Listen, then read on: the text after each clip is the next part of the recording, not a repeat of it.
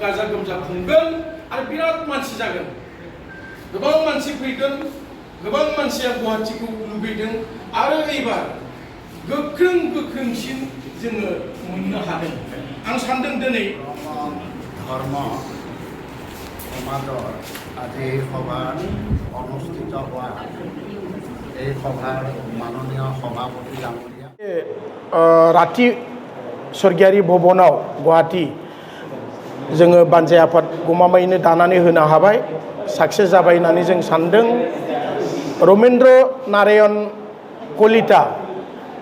माने south गुवाहाटीनि MLA बिथांखौ मासिगिरि लानानै मावफुं आफादगिरि जोङो अमरेन्द्र ब्रह्म बे बाबाखौ मोननो हादों वर्किं प्रेसिडेन्ट नेहाथारि माने डक्टर बाबु बर'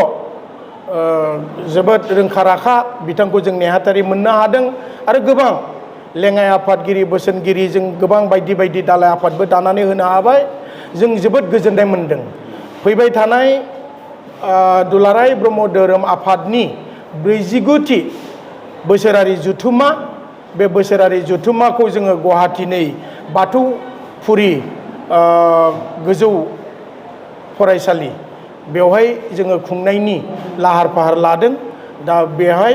जोङो बानजाय आफाद दिनै गोख्रोङै दाफुंनो हादों होननानै जोङो फोसावदों जों आसा खालामदों थांनाय 2008आव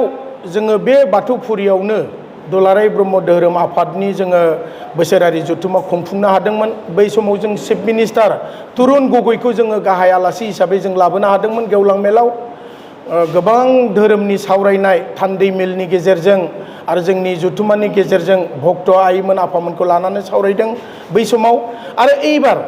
जोङो देरसिन जागोनखौ जों नुहुरदों जानुवारि जोङो सिन्था खालामदों दा जानुवारि दाननि फैबाय थानाय 2024 जानुवारि दाननि 21, 22, 23 खालार खालि जों खुंनायनि लाहार फाहार आरो बेवहाय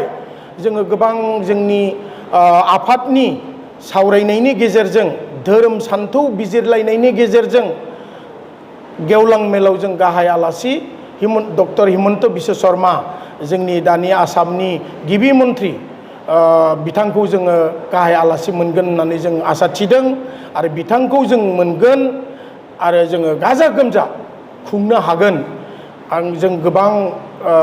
भक्त आइमोन आफामोनखौ बे गुवाहाटीयाव बाहागो लाफैगोनखौ जों मिथिनो मोनदों दानिफ्रायनो सिङाव गोबां सावरायलायनाय जादों सरसा जादों बेखिनिखौ जोङो दुलाराय ब्रह्म धोरोम आफादा गमामायैनो गाजा गोमजा जागोनखौ जोङो नुहुरदों